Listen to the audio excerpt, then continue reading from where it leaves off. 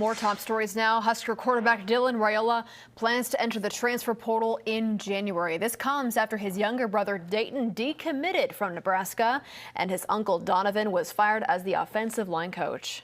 5 Nebraska senators got to tour the McCook ICE detention facility. They were allowed time with staff to ask questions. The lawmakers estimate up to 150 detainees were inside. 2 Iowa soldiers killed in an attack in Syria have now been identified. They are 25-year-old Sergeant Edgar Brian Torres Tovar of Des Moines and 29-year-old Sergeant Nate Howard of Marshalltown.